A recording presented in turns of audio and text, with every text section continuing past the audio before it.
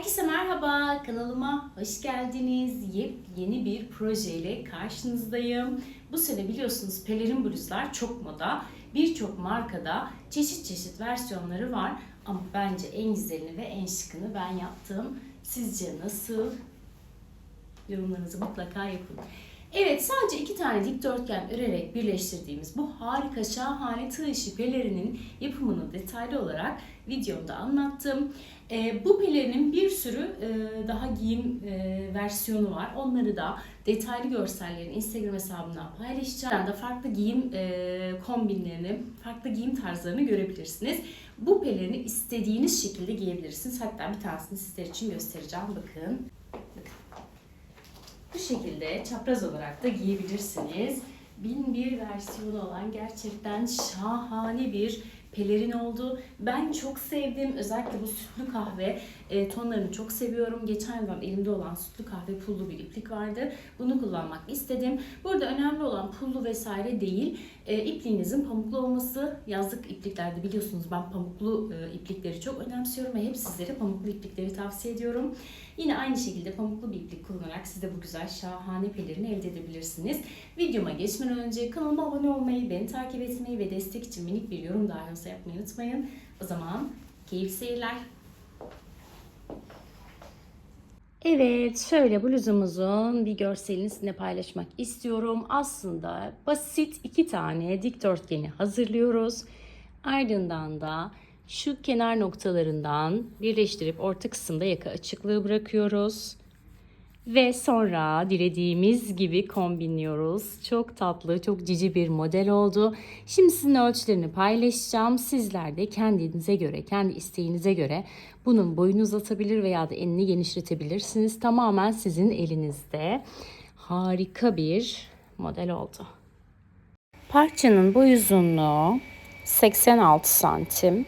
Tam gerilmemiş haliyle.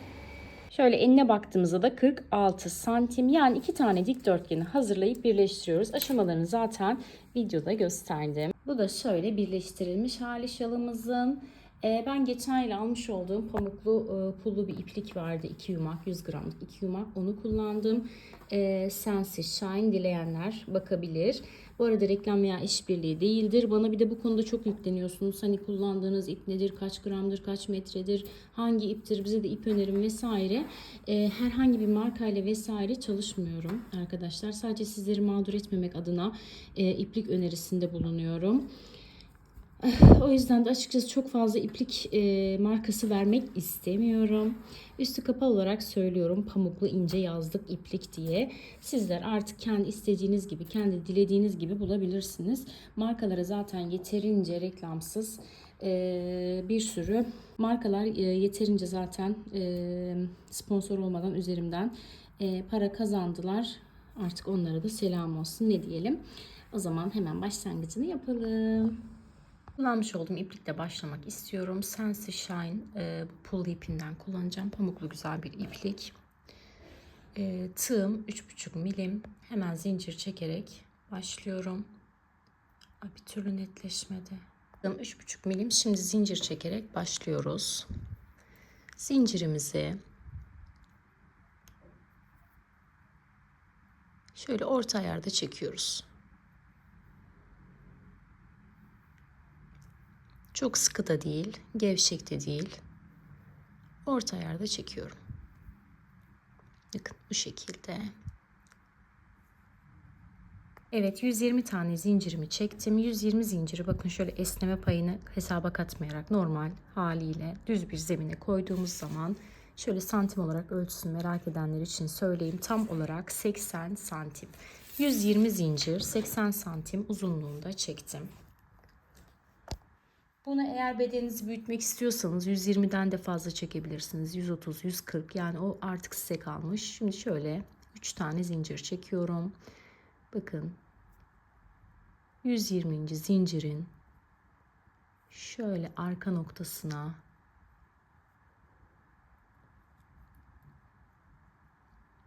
batıyorum ve ikili trabzan yapıyorum.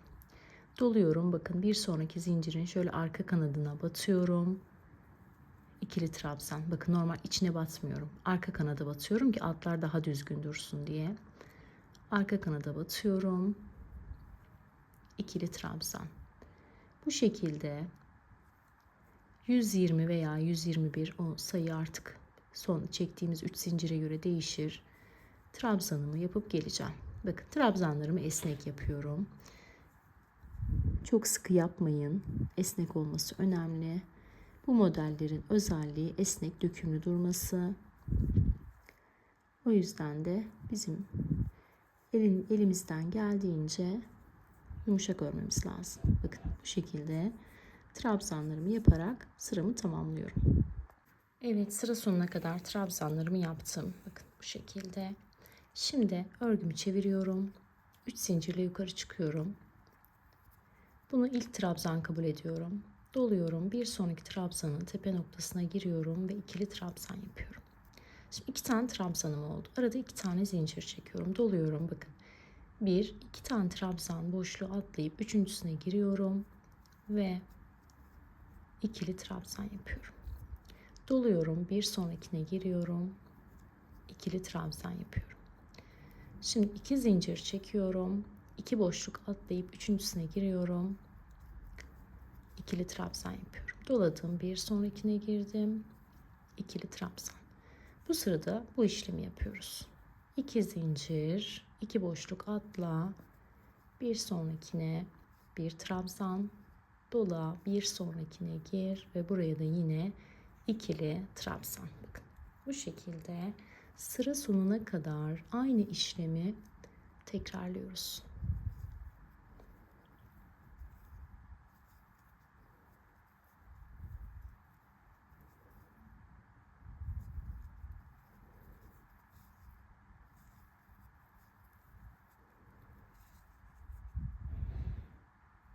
Sıra sonuna kadar trabzan gruplarımı yaparak geldim. Şu sıra sonunda, bakın şurayı tekrar sökeyim. 2 zincir çektim. Normalde 3 boşluk kaldı. Ama ben şöyle bir boşluk atlayıp son ikisine de zaten altı yeterince gevşek yaptığım için trabzan grupları yaparak bitiriyorum. Şimdi şunlardan saydığımız zaman trabzan gruplarından kaç tane var? 2, 4, 6, 8, 10, 12, 14, 16, 18, 20, 22, 24, 26, 28, 30 ve 31 tane. Şimdi dönüyorum hemen. 3 zincirle yukarı çıkıyorum. Bunu ilk trabzan kabul ediyorum. Hemen sıradaki trabzanın tepe noktasına ikili trabzan yapıyorum. Arada 2 zincir çekiyorum. Doluyorum. Bir sonraki, bakın, trabzanın tepe noktasına geliyorum. İkili trabzan. Doladım. Bir sonrakine giriyorum. İkili trabzan. Bundan sonra hep aynı işlemi yapacağız. 2 zincir, trabzanların üzerine trabzan.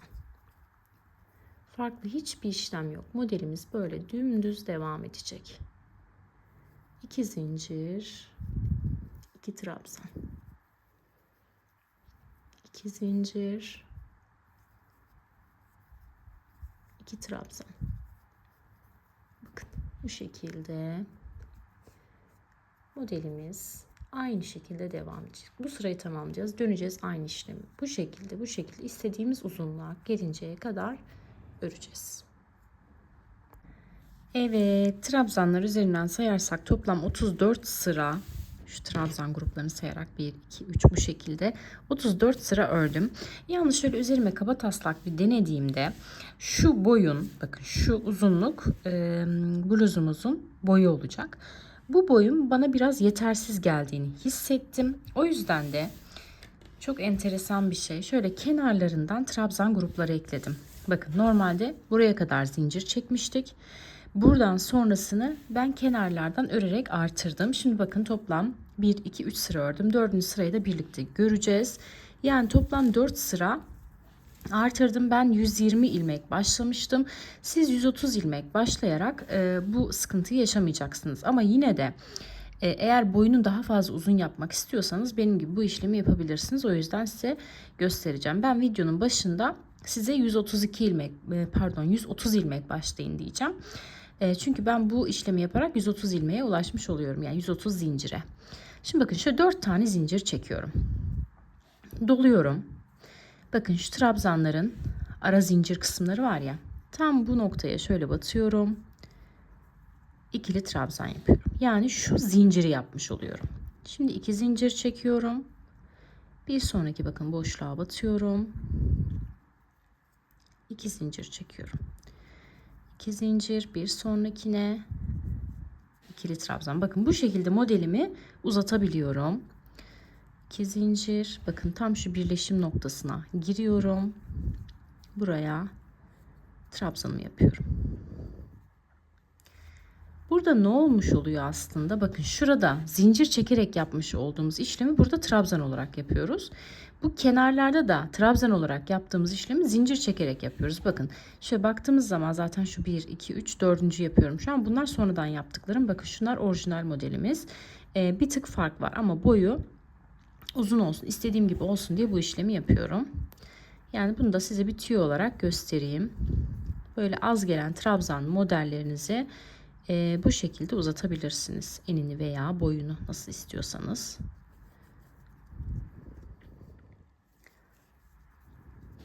Bakın bu şekilde. Şimdi sıramı tamamlayacağım.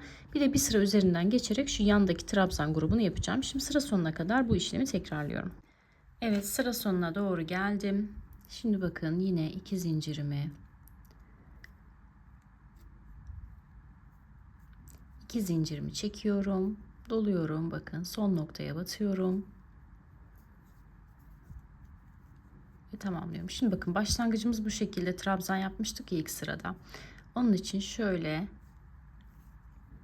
kaydırıyorum. Burada 2 zincir çekiyorum. Bu trabzanlı kısmı yapıyormuş gibi tepesine batıyorum ve sabitliyorum. Burası biraz bozuk oldu ama önemli değil. En azından kısa olmasından daha iyidir. Şimdi örgümü çeviriyorum.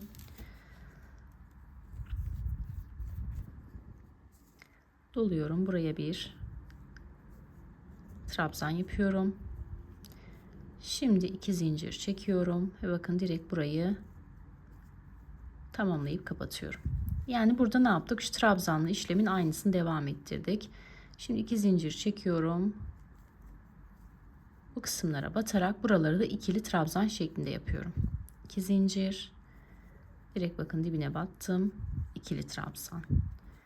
2 zincir. Dibine battım. İkili trabzan. Bu şekilde modelimi tamamlıyorum. 2 zincir. Dibine batıyorum. İkili trabzan. Bakın şurada zaten başlangıç ipim var. 1, 2, 3, 4 sıra toplam eklemiş oldum. Şöyle baktığımız zaman kaç santim? Şöyle 5 santim ne yapmış olduk? Pardon 5 de değil, daha fazla, şu kısımda dahil. Evet, toplam 7 santim uzatmış olduk boyunu. 2 zincir. Buraya batıyorum. Dediğim gibi siz bu işlemi yapmak zorunda değilsiniz. Başlangıç zincirinizi daha uzun tutarak boyunu zaten uzun yapabilirsiniz.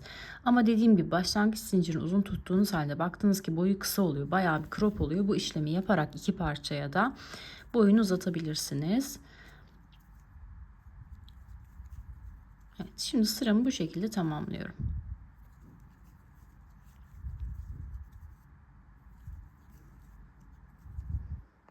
Evet, şimdi sıra sonuna kadar aynı işlemi tekrarladım. Geldim sıra sonuna. Şimdi bakın 2 zincirimi çekiyorum. Şuradan bakın 2 zincirli kısım ortada bırakıyorum ve sabitliyorum. Evet, bu şekilde parçamızı tamamlamış olduk. Bakın parçamız bu şekilde. Şimdi örgünün düz yüzünü çeviriyorum. Düz yüzü burası.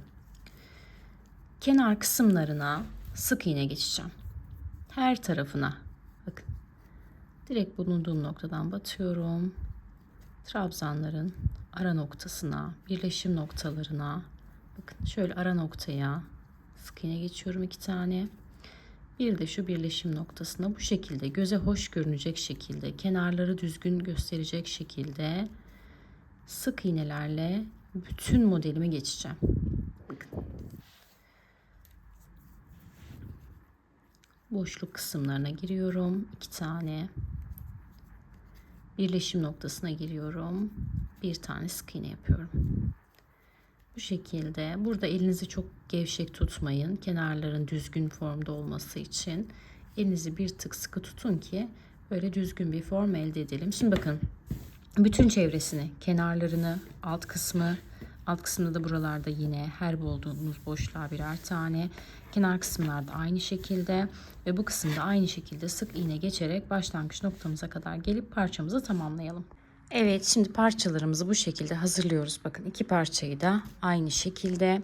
Şimdi bunların santim olarak ölçüsünü sizinle paylaşacağım. Üzerinden buharlı ütüyle düzelttim. Çok böyle boyunda eninde bir oynama olmadı. İpim pamuklu bir iplik olduğu için çok fazla açılma olmadı. Zaten elimi yeterince esnek tutarak örmüştüm. Şöyle esneme payı da var. Evet, boyu şöyle, yani eni 86 santim. Şu başlangıç kısmımız. Boyuna bakalım. Boyu da tam olarak 45 santim. Şimdi ne yapacağız biliyor musunuz? Şöyle birbirine tam zıt bakacak şekilde yerleştiriyorum. Bakın, şu kısımlar ucuca gelecek.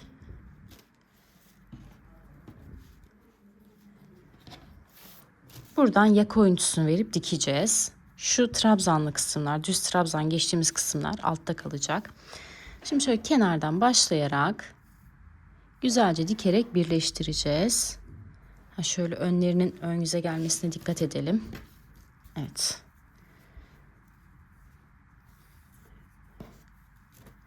Şimdi bu kısımdan aynı ipimden iğneme taktım, pullarını kestim dikerken aralarda rahatsız etmesin diye.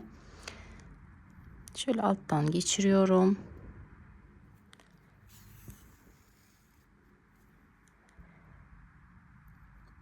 Ve dikmeye başlıyorum.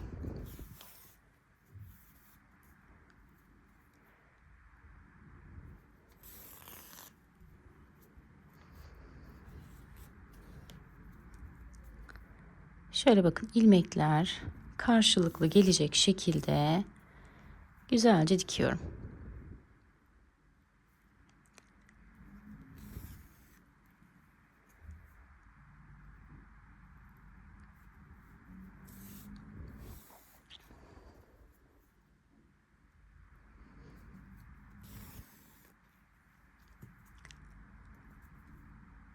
Sağdan ve soldan ortaya doğru dikerek ilerleyeceğim. Şimdi bak, buradan taktık ya.